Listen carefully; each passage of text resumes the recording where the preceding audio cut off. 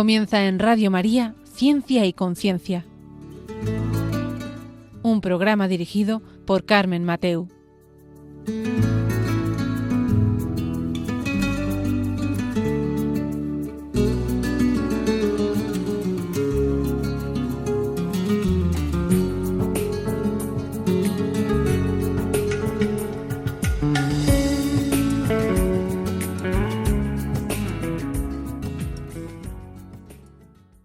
Buenas tardes, queridos oyentes de Ciencia y Conciencia. De nuevo aquí estamos con todos vosotros para hablar de aspectos de la bioética que esperamos sean de vuestro interés. Y tras este periodo de pausa que hemos tenido por necesidades de programación de estas estupendas campañas del mes de mayo en Radio María, enhorabuena también especialmente a nuestros oyentes y los colaboradores, ¿no?, que retomamos nuestro programa con la misma ilusión y agradecimiento a nuestra Madre la Virgen.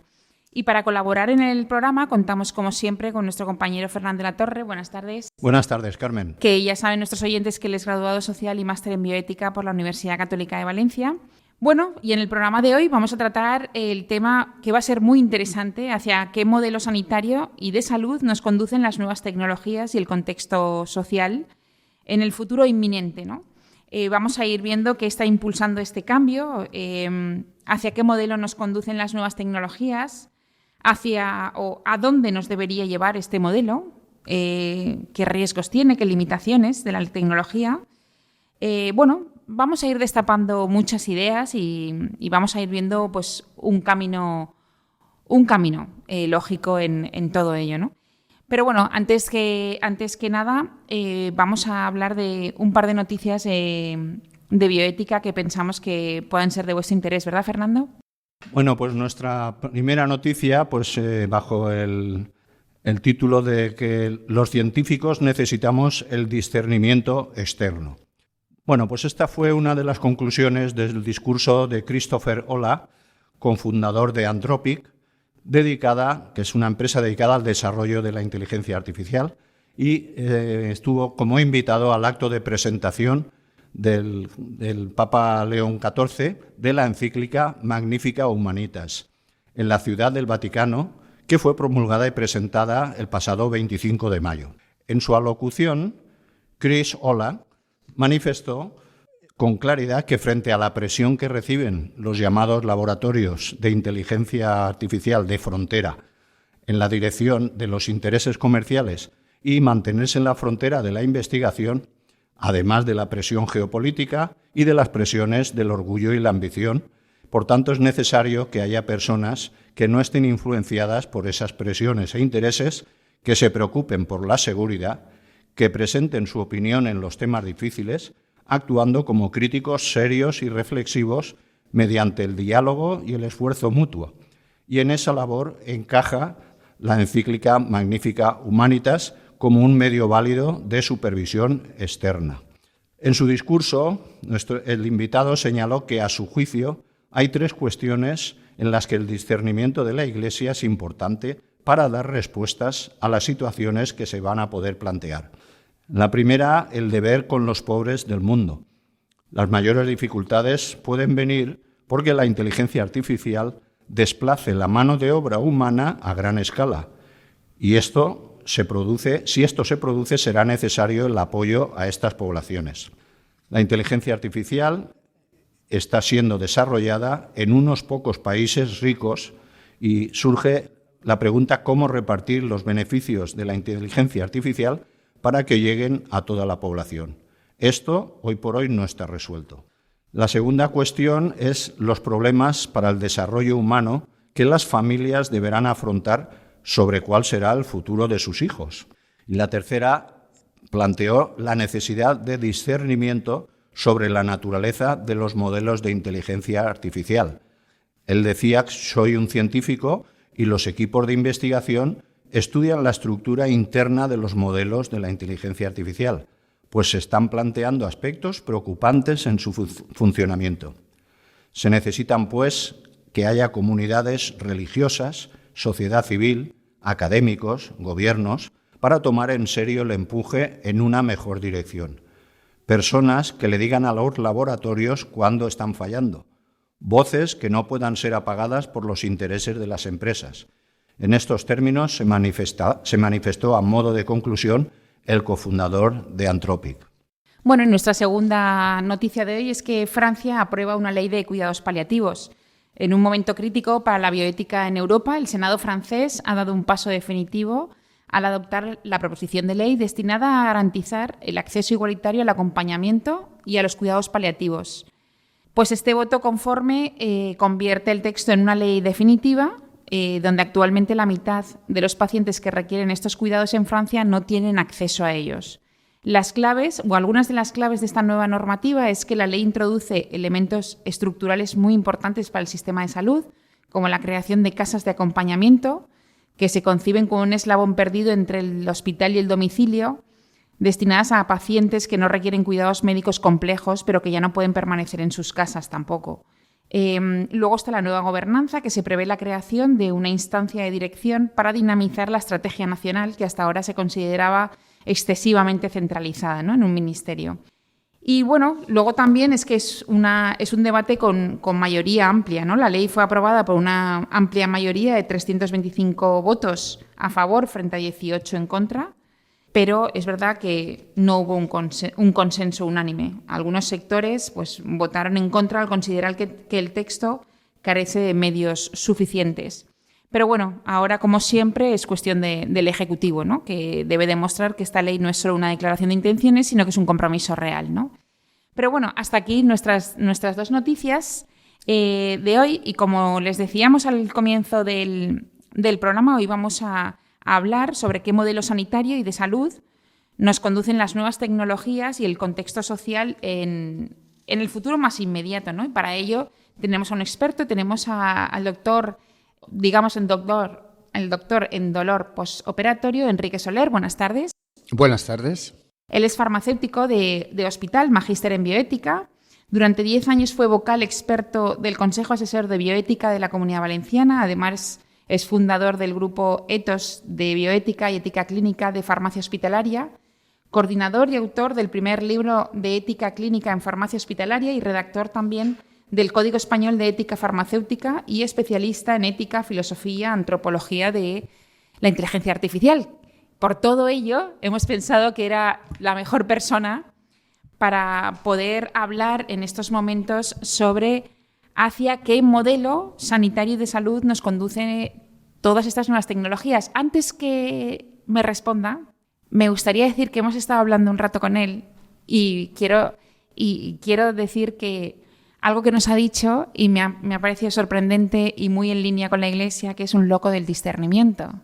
Entonces, ahora luego vamos también a preguntarle todo eso, el discernimiento que ha ido hablando también el Papa León XIV. Entonces, me parece que hay una línea muy bonita, hay un camino muy bonito, ¿no?, que luego también vamos a hablar sobre él. Bueno, cuéntanos, ¿hacia qué modelo sanitario vamos? Bueno, antes que nada, muchísimas gracias, Carmen, por esta invitación. Tengo que decir que no soy el mejor, soy uno más de los que, bueno, pues nos estamos preocupando por este tema, ¿no?, de hacia dónde va, ¿no?, la inteligencia artificial y qué está suponiendo, ¿no?, en nosotros, pero en el nosotros integral, no el nosotros de persona hacia afuera, sino básicamente de persona hacia adentro. Bien, sí, me encanta el discernimiento, el concepto. Bueno, la verdad es que estoy disfrutando estos días, además, con la visita del Papa. Bueno, me vuelvo loco con sus discursos, me vuelvo loco leyéndola o habiendo leído la encíclica, pero bueno, de lo que vamos a tratar hoy, como bien ha dicho Carmen. Otro día de la encíclica. Exactamente. Es hacia qué modelo sanitario nos conducen las nuevas tecnologías. Vale. Hay una tendencia extendida a presentar la transformación digital de la sanidad como una cuestión técnica. O sea, qué herramientas se implantan, con qué velocidad, con qué resultados medibles. Creo que esa mirada, siendo correcta, se queda corta. Lo que está cambiando no es solo el instrumental clínico, ¿no? Está cambiando la concepción de la enfermedad, del cuidado, de la relación entre el profesional y el paciente y del papel del sistema sanitario en la sociedad. España lo ilustra bien. Es uno de los países con mayor esperanza de vida del mundo, y al mismo tiempo un sistema que acumula señales de deterioro silencioso.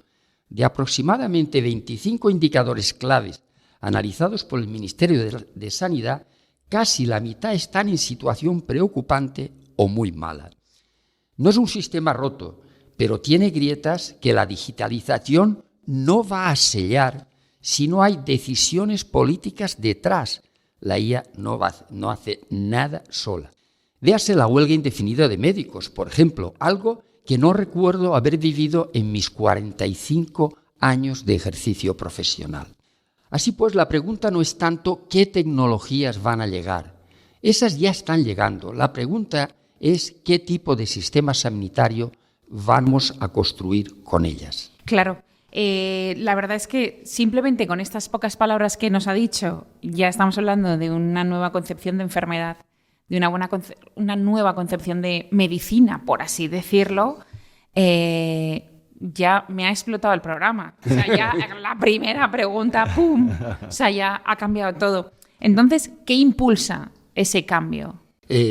Sencillo, el sistema hospitalocéntrico, y yo se lo puedo decir de primera mano, he estado 45 años ejerciendo en él, pues bueno, que es un sistema heredado que fue diseñado para otra realidad, pero ya hace tiempo que lo estamos diciendo, pero bueno, como eran las patologías agudas, los episodios acotados, intervenciones puntuales, lo que tenemos ahora es una población que envejece, servidor de usted, que acumula enfermedades crónicas, servidor de usted, que necesita seguimiento longitudinal, también servidor, coordinación entre niveles y atención centrada en la persona, no en el episodio. Es cierto que hace años que venimos diciéndolo, pero ahora es brutal, o sea, ahora es urgente. Así pues, eso no encaja bien en un modelo construido alrededor del hospital.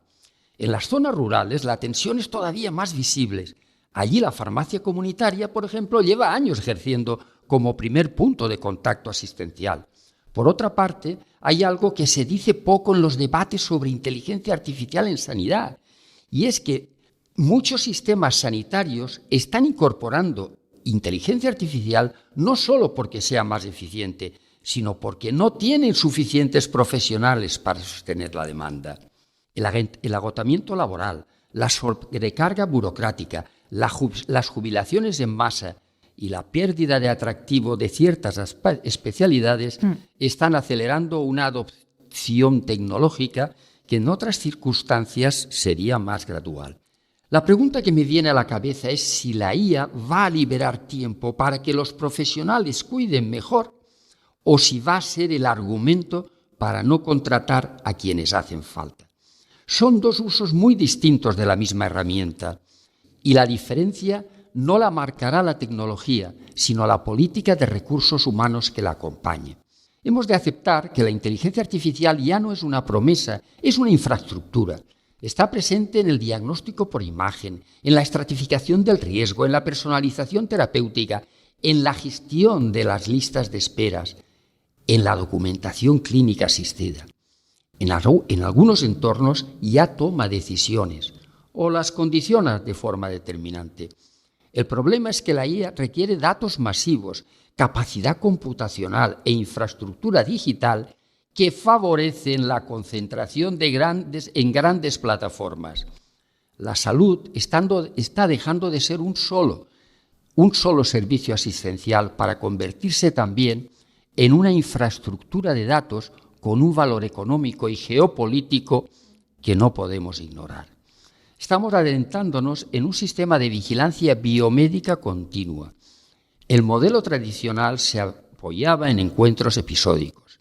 El modelo emergente tiende a algo muy diferente, una vigilancia biomédica permanente, mediante wearables, sensores domésticos, biomarcadores digitales e historiales interoperables. Las posibilidades preventivas son reales, pero también lo es el riesgo. Los ciudadanos podemos convertirnos en pacientes preventivos continuos, sometidos a sistemas constantes de evaluación y clasificación.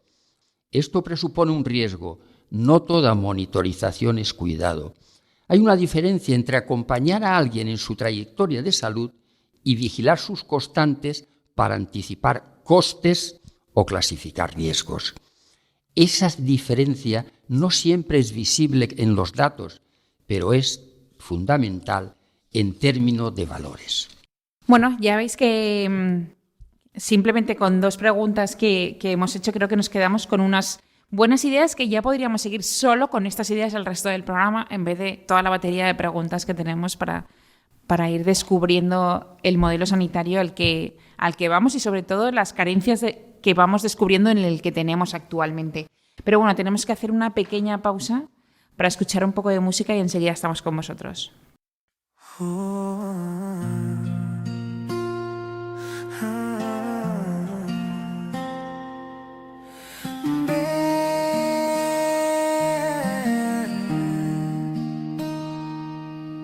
En la noche que mi alma no encuentra descanso, cuando el dolor se ha vuelto mi fiel compañía, mis rodillas se cansan, mis ojos no miran, y en la pena mi voz ya no reza ni canta. He buscado consuelo en 1000 lugares vacíos, pero siento en mi pecho una sed sin final. Por eso vengo a ti, madre, con la fe de un niño, a pedir que me tomes de la mano una vez más. Madre, salud de los enfermos, escucha mi ruego, ven a mí.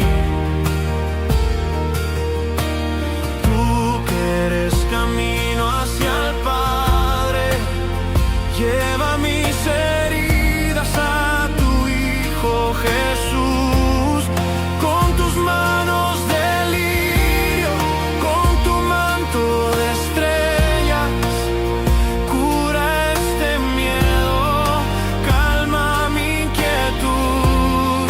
En tus brazos de madre descanso y espero la sanación que me das con tu amor.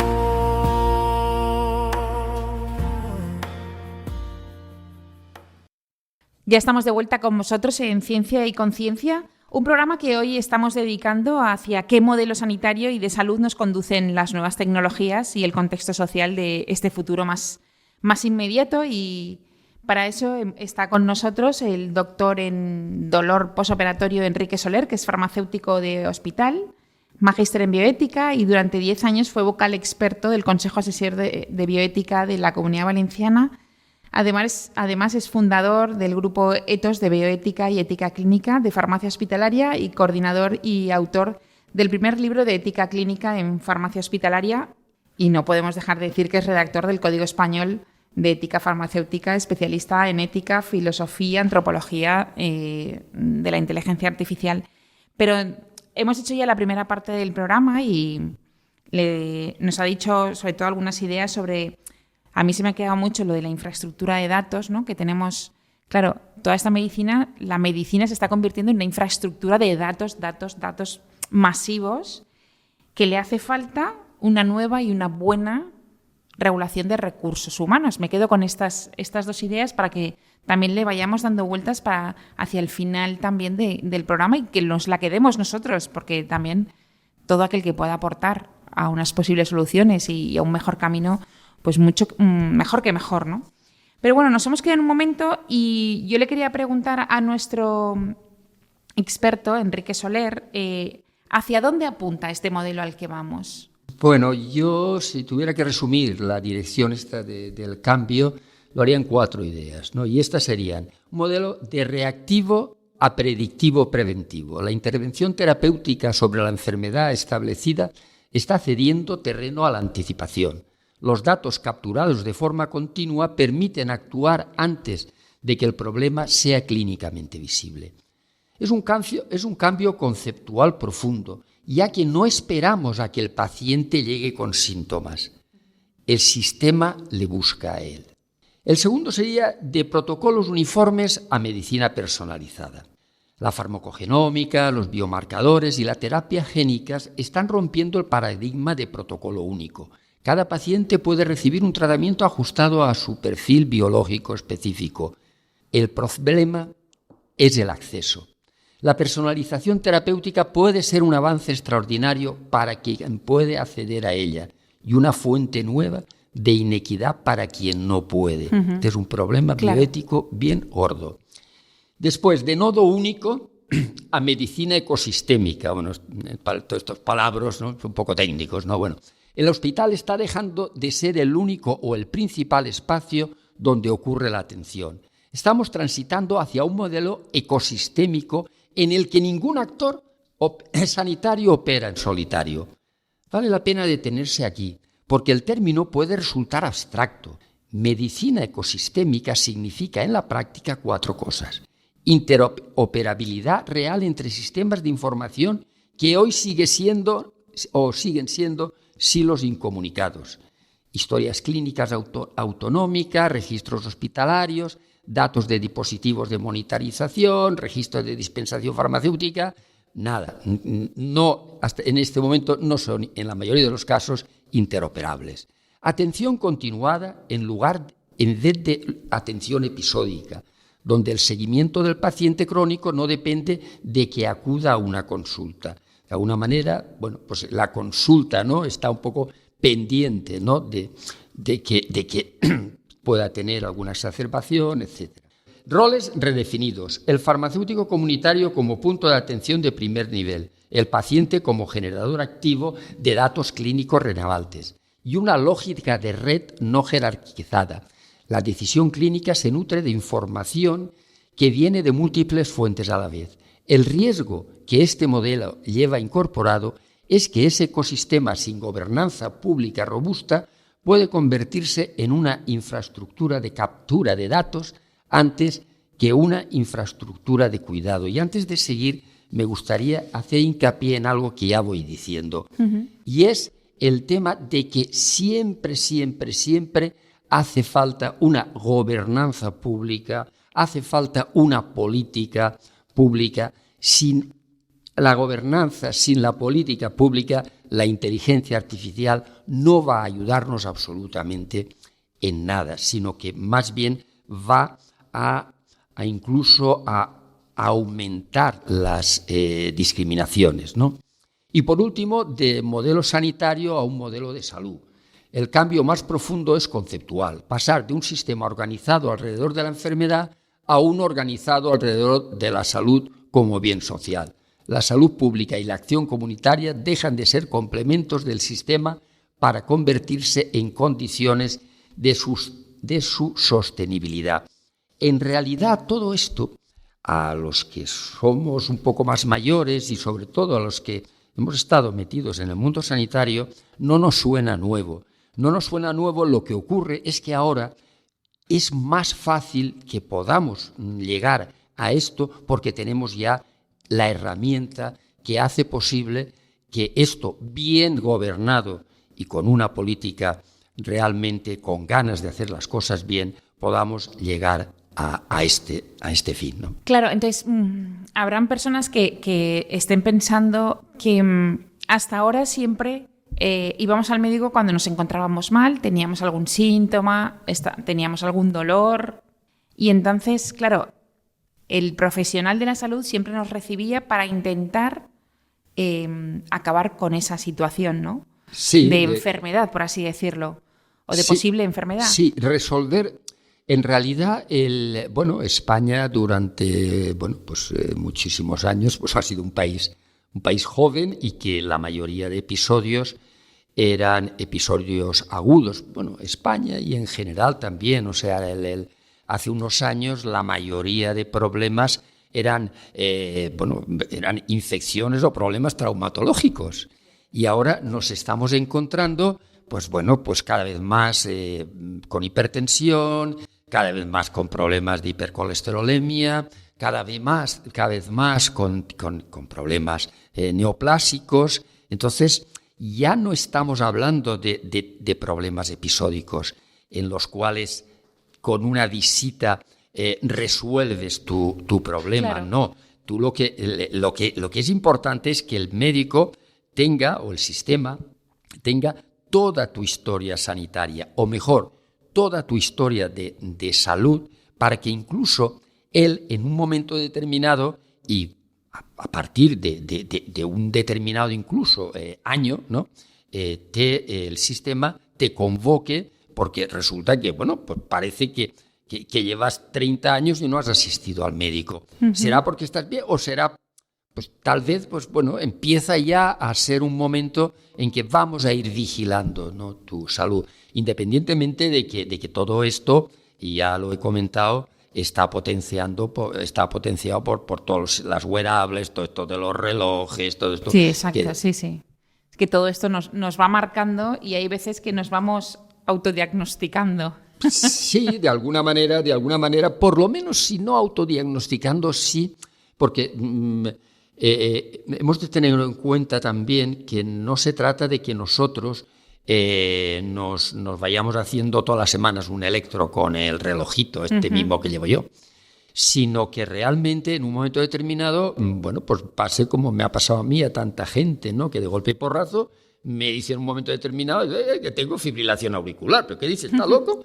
No. Y entonces, bueno, pues ahí me ha podido salvar la vida. Yeah. Porque yo no me lo noté en ningún momento. Pues gracias a esto, independientemente que tú lo puedas resolver o no, pero ya de entrada te anticoagulan. Claro. Y entonces ya es muchísimo más difícil de que tú tengas un ictus. Entonces, realmente estos sistemas, estas wearables y tal, nos ayudan en determinados momentos a identificar la alerta para que inmediatamente pues entremos en el sistema. Uh-huh.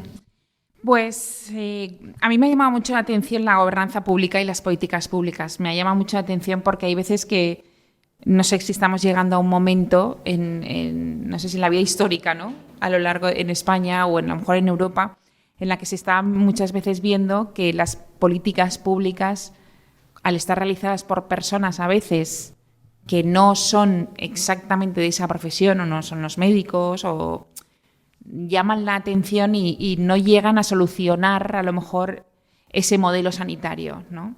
Como viene una persona de fuera, 4 años, luego te la cambian 4 años, luego te la cambian 4 años, luego te la cambian. Entonces al final no llega a haber como un trabajo a décadas vista, ¿no? Sí, vamos a ver, el tema, vamos a ver, para ser ministro de Sanidad no hace falta ser médico o farmacéutico, ni lo que sí que tienes que ser es muy buen líder y muy buen gestor. Eso es muy importante, y como buen líder es estar rodeado de la mejor gente y de alguna manera que, para que realmente te asesore en eso de lo que tú eres. En este caso, por ejemplo, estamos hablando de la sanidad, ¿no?, de ministro de Sanidad. Pero realmente el problema que ocurre en España, que es el país donde yo conozco esos intríngulis, es que el tema de los asesoramientos, pues bueno, son cargos políticos y de agradecimiento político. Y todos lo sabemos, no da lo mismo que sea el partido A, el B o el C. Entonces, esto hace que el sistema falle, ¿no? Y después hay una cosa. Vamos a ver, y en la inteligencia artificial ocurre exactamente lo mismo. Las empresas de inteligencia artificial tienen muchos expertos, por ejemplo, en lógica, ya no solo en matemáticas o en informática, sino en lógica e incluso y en ética también, ¿no?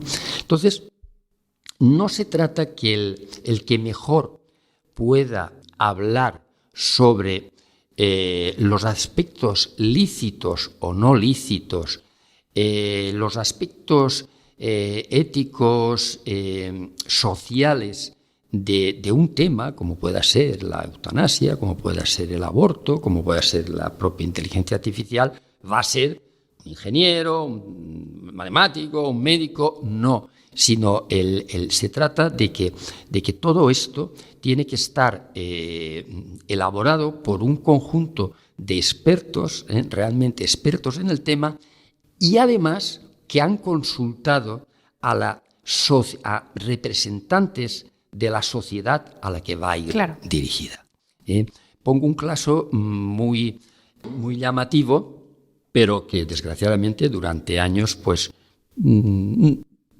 parece que hay gente que no se dio cuenta, ¿no? No voy a decir todo el mundo, pero los que estamos más afectados, pues nos hemos ido dando cuenta, ¿no? Es el problema del el edadismo, el edadismo en la sanidad y ahora en el edadismo en la inteligencia artificial.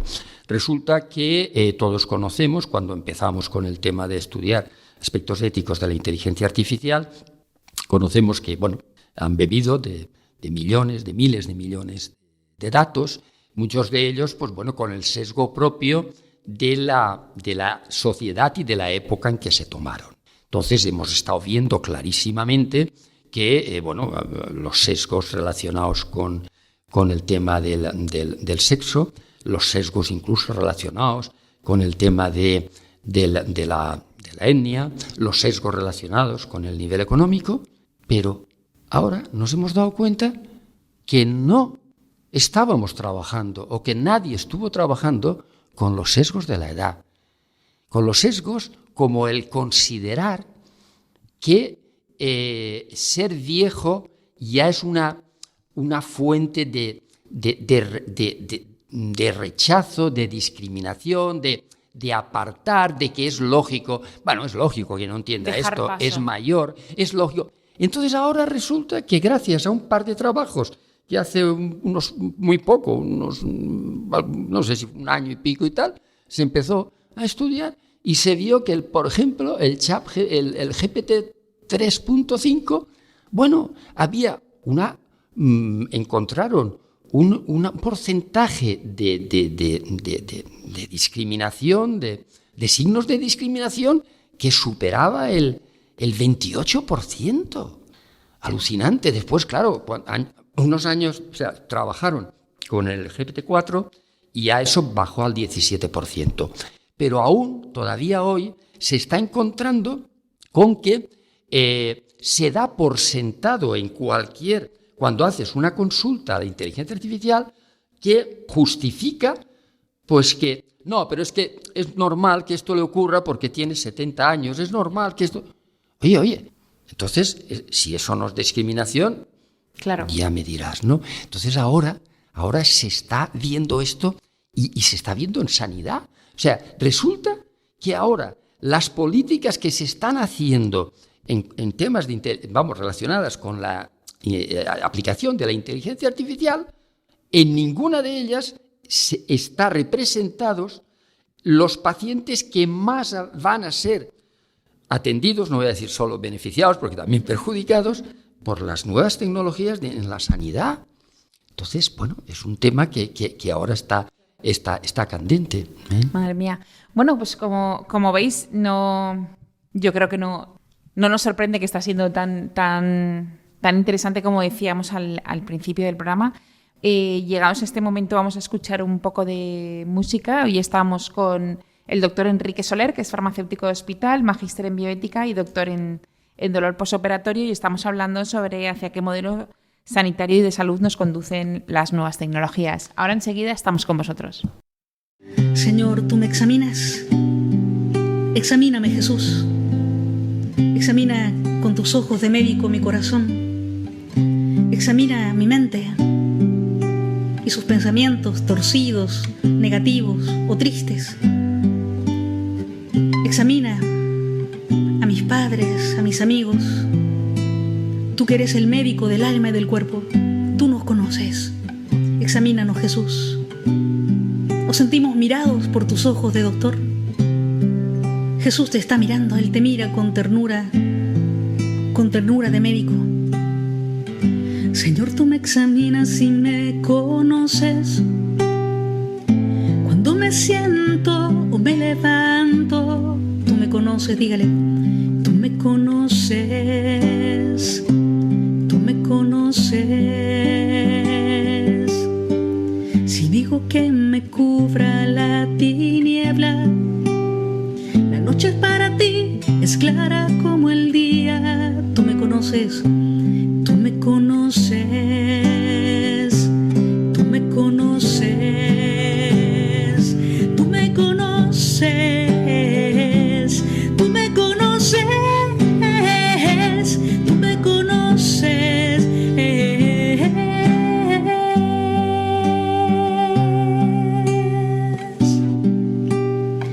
Gracias, Jesús, por examinarnos como médico, porque nosotros los que venimos a orar por los enfermos somos un enfermo más que viene a ti, que confía en tu misericordia. Ya estamos de vuelta con todos vosotros después de escuchar este poco de música, ¿no? Que nos ayuda, ¿verdad, Fernando? Pues sí, nos centra un poquito también. Sí, un poco, porque estamos recibiendo bastante mucha información. Pero muy bien, muy bien. Sí, sí. Hoy estamos hablando hacia qué modelo sanitario y de salud nos conducen las nuevas tecnologías y el contexto social en este futuro inminente que nos llega y tenemos como invitado a Enrique Soler, que es farmacéutico de hospital, magíster en bioética, doctor en dolor posoperatorio y durante 10 años fue vocal experto del Consejo Asesor de Bioética de la Comunidad Valenciana. Bueno, además es fundador del grupo ETOS de Bioética y Ética Clínica de Farmacia Hospitalaria y coordinador y autor del primer libro de Ética Clínica en Farmacia Hospitalaria. Y hoy hemos estado hablando sobre hacia qué modelo sanitario nos conducen las nuevas tecnologías, qué impulsa el cambio, hacia dónde apunta este modelo. Nos has estado hablando de gobernanza pública, de infraestructuras de datos, de lo que necesitamos de los nuevos recursos humanos para que lleven toda la sanidad, bueno, entre otras muchas cosas, la medicina centrada en la persona. Recuerdo la idea del principio con la que yo he empezado de ser un loco del discernimiento, que ahí lo dejo porque en algún momento nos tendrá que contar algo sobre esto. Que a lo mejor esto no está para un programa, pero no lo vamos a hacer así, pero bueno. Antes de terminar, a mí me gustaría, bueno, nos queda aún toda la parte, no crean nuestros oyentes que nos vamos a ir ya, pero ¿hacia dónde nos debería llevar el modelo? O sea, no hacia dónde nos está llevando, sino nos debería llevar el modelo en la actualidad. Bueno, pues llegados aquí, después de estas dos partes anteriores, conviene nombrar con claridad lo que está en juego, porque hay una tendencia a presentar esta transformación como un proceso inevitable con un destino único. No lo es. El modelo que yo defiendo y que he llamado tecnohumanismo sanitario parte de una premisa simple. La tecnología debe estar al servicio del cuidado humano, no al revés. En este modelo, la inteligencia artificial actúa como apoyo al juicio clínico, preserva la supervisión profesional y la deliberación ética y libera tiempo para lo que la máquina no puede hacer, como es acompañar, contextualizar el sufrimiento, tomar decisiones complejas con sabiduría y no solo con datos. El modelo alternativo, la sanidad algorítmico-corporativa, prioriza la hiperautomatización y la optimización económica. El paciente tiende a convertirse en un conjunto de variables gestionables, el profesional en supervisor de flujos algorítmicos y la salud en un ecosistema tecnofinanciero donde la eficacia es el valor supremo. No es una distopía o imaginaria. Hay elementos de esta lógica presentes ya en algunas dinámicas de nuestro entorno. La distinción importa porque la pregunta verdaderamente relevante no es qué puede hacer la inteligencia artificial, sino qué tipo de atención sanitaria consideramos compatible con la dignidad humana. Existe un riesgo real de confundir eficiencia con sabiduría o automatización con progreso. Las consecuencias de las decisiones sanitarias se inscriben literalmente sobre los cuerpos y las vidas de las personas. Eso obliga a una exigencia ética que no puede delegarse a ningún algo.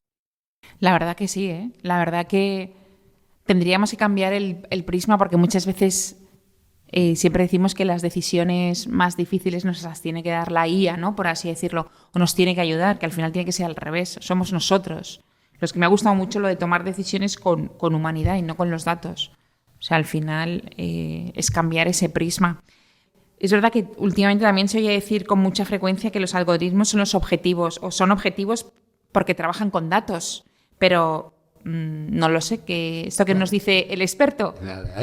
Es verdad, hay una idea que se repite con demasiada frecuencia en los debates sobre inteligencia artificial en salud, ¿no?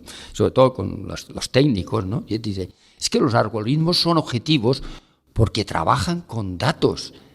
Ya. Es una idea equivocada y conviene decirlo con claridad. O sea, incluso ha habido, yo que he leído mucho de esto, ¿no? De alguna manera de que la absoluta justicia, la absoluta ecuanimidad y tal, sería, ¿no?, entre comillas, crear un superhombre, ¿no?, con inteligencia artificial, porque no tendría nada. Eso es totalmente falso, ¿no? Porque esa hay que, en principio, hay que adiestrarla con datos, ¿no? Y aunque fueran datos sintéticos, eso mismo, serían sintéticos. Es un tema, bueno, casi más de debate técnico-científico, ¿no? Pero bueno, que los algoritmos, en una palabra, los algoritmos no son espejos de la realidad, son destilaciones de los datos con los que fueron entrenados.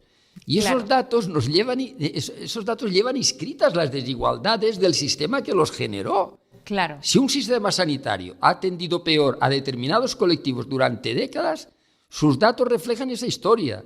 Y un modelo entrenado con esos datos la reproducirá con mayor velocidad y además el problema, por eso se habla de esto, con apariencia de objetividad. Claro. O sea, se hace, bueno, hace un momento he hablado yo del tema del edadismo, ¿no?, digital, de la inteligencia artificial. O sea, es que en realidad precisamente la inteligencia artificial ha destilado todo con los datos que ha bebido ese edadismo, claro, a lo bestia, ¿no? O lo que ocurrió, bueno, al principio con el tema de esto, ¿no?, de la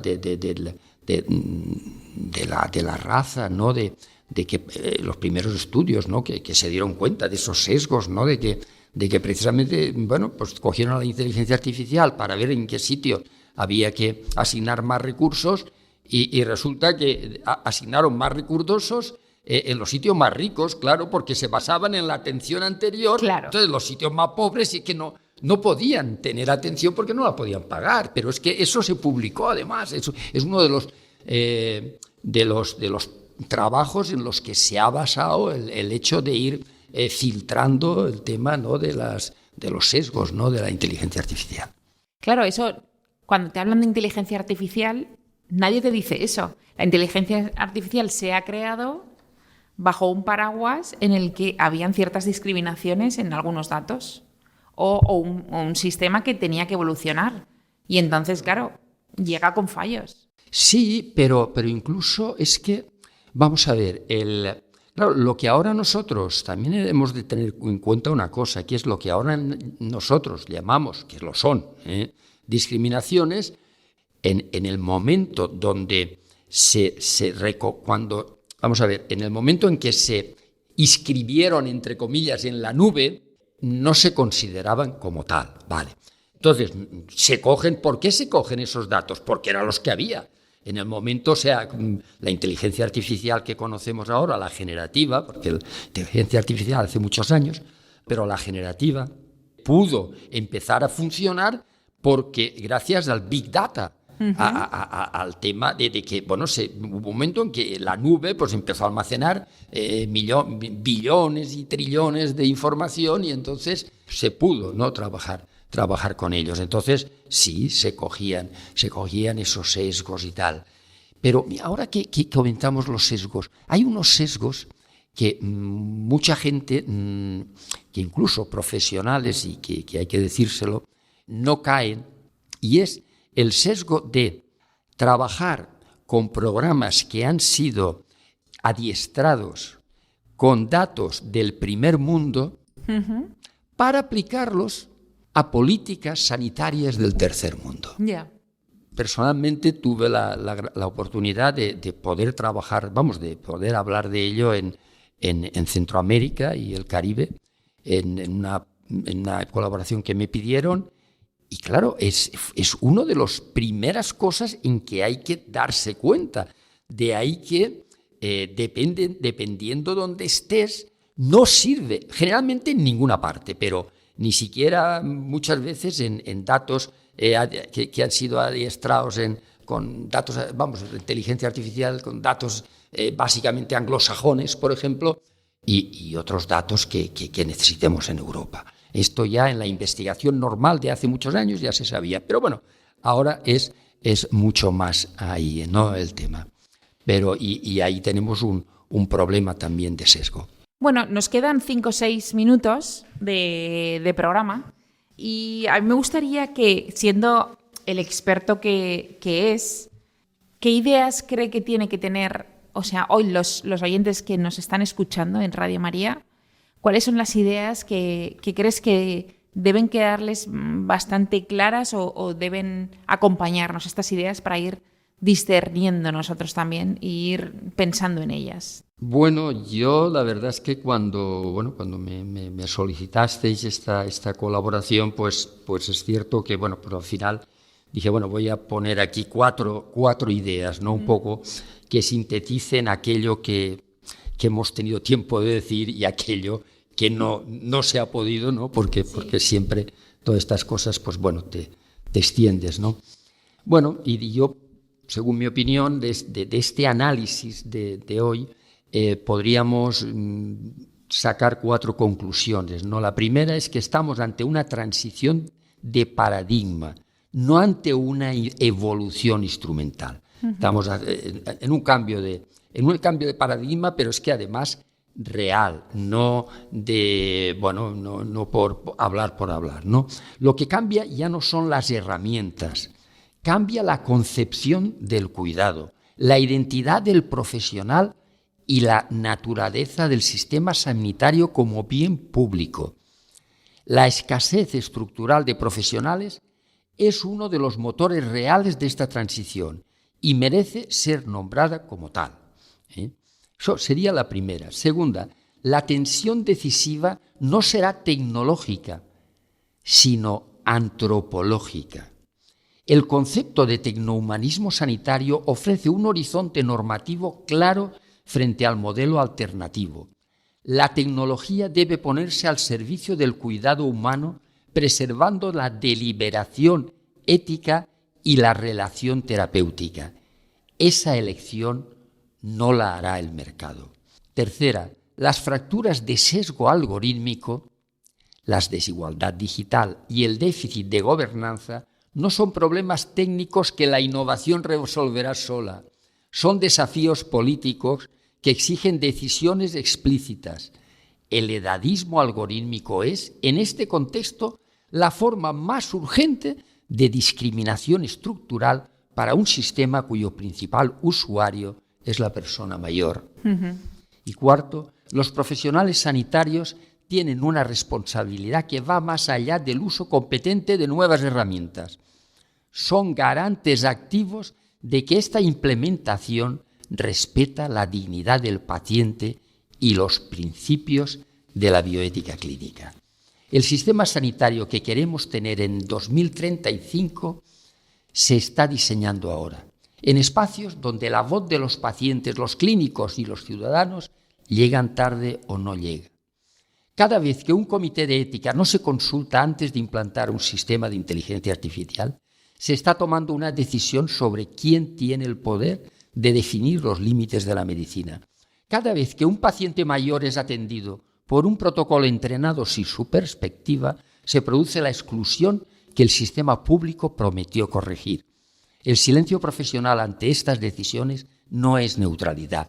El tecnohumanismo sanitario no es solo un marco conceptual, es una posición que hay que defender activamente, porque si no lo hacemos nosotros, el modelo lo definirán otros. Si el silencio profesional no es casualidad, que acaba de decirnos, ¿eso qué significa? Que hay personas que se silencian. El silencio profesional, no es neutralidad. Vale. No es neutralidad. O sea, en general, el silencio nunca es neutralidad. El silencio en general es cobardía. El silencio en general es cobardía o asunción de lo que te están mandando. Y esto, pues seguro que muchos de nuestros oyentes lo conocen perfectamente por otros temas. A mí hay una que me he quedado pensando si en algún momento ibas a hablar sobre la compasión. Oh, me encanta. De tanta inteligencia artificial cambiando, porque has dicho la idea de que la inteligencia artificial debe servir al hombre, no el hombre a la inteligencia artificial, y que nunca un ser humano puede ser sustituido por unos datos o por lo que diga, ¿no? Y claro, y a mí me ha surgido ¿y la compasión qué? ¿Dónde la dejamos? No, la compasión nunca la debemos dejar. O sea, realmente la inteligencia artificial, además es que, mira, es otro de los temas, es como el discernimiento. Oye, que me tocas y entonces diría, que tiene que venir otra necesito 3 programas nada más que para la compasión. Vamos a ver, la inteligencia artificial, por muy avanzado que sea, no puede tener compasión, porque la palabra compasión es padecer con.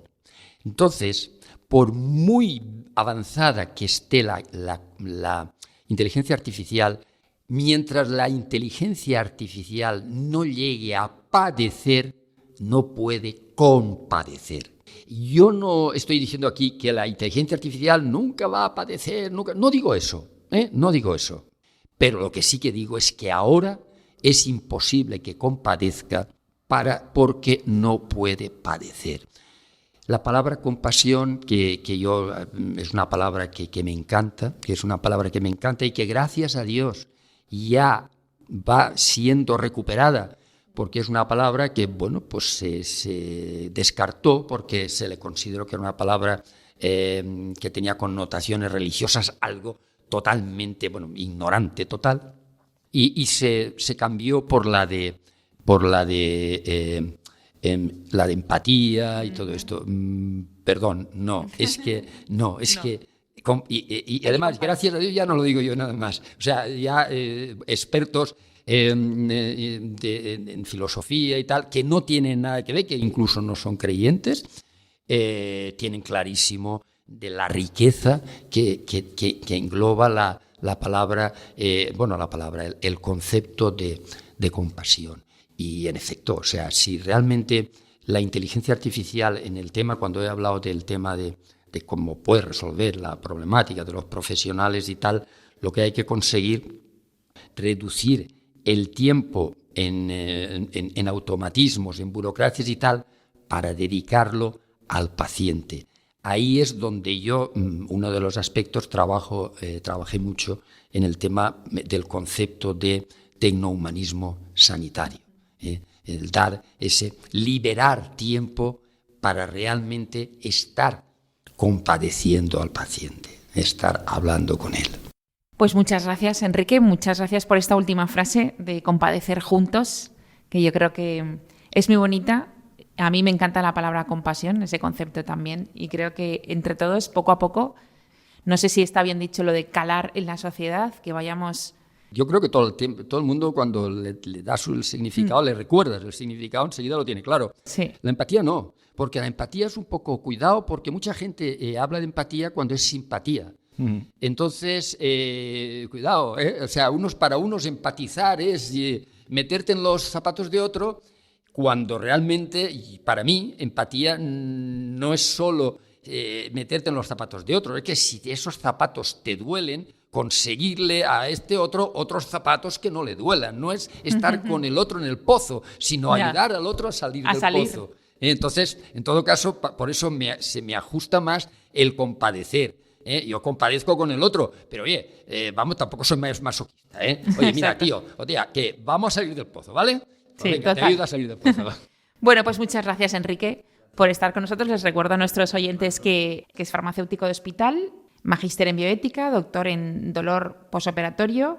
Bueno, nos ha dicho antes que fue de las primeras tesis, o la primera tesis que salió en dolor posoperatorio también. Cuando yo la leí fue de las primeras en España, sí, no era un tema que dentro del tema de dolor, de hecho no había unidades de dolor agudo, o sea, eran las que había, las pocas que había, eran de dolor crónico. Bueno, y ha sido también durante 10 años vocal experto del Consejo Asesor de Bioética de la Comunidad Valenciana, fundador del Grupo Ethos de Bioética y Ética Clínica de Farmacia Hospitalaria, coordinador y autor del primer libro de ética clínica en farmacia hospitalaria y además redactor del Código Español de Ética Farmacéutica y especialista en ética, filosofía, antropología de la inteligencia artificial.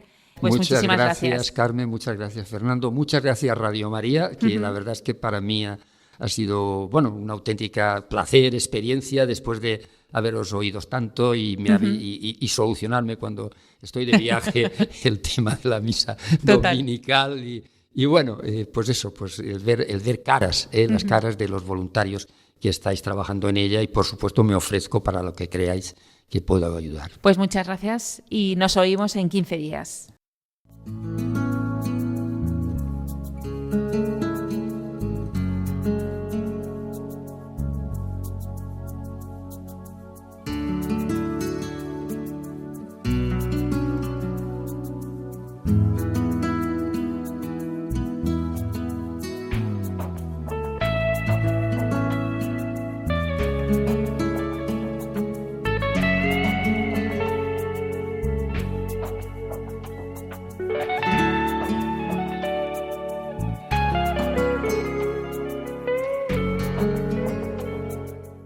Así finaliza en Radio María Ciencia y Conciencia, un programa dirigido por Carmen Mateu.